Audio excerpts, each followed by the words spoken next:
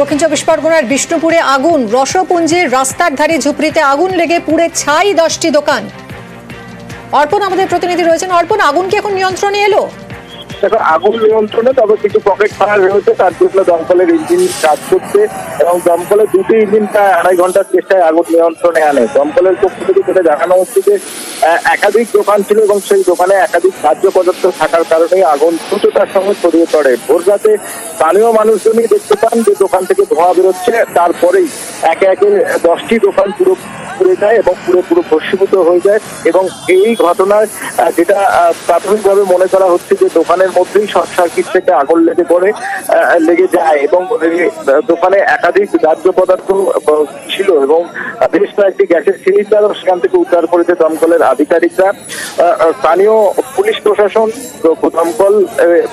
দমকলের চেষ্টায় প্রায় 2.5 ঘন্টা এই আগুন নিয়ন্ত্রণে আসে। যেখানে দমকলের পক্ষ থেকে জানানো হচ্ছে যে সেখানে বেশ কিছু গ্যাসের সিলিন্ডার মজুদ ছিল, চায়ের দোকান ছিল এবং তার সঙ্গে ভাঙাচোরার একাধিক যে রাস্তার ধারে যে দোকান, সেই দোকান সম্পূর্ণ পুরো ভস্মীভূত হয়ে যাচ্ছে। ধন্যবাদ।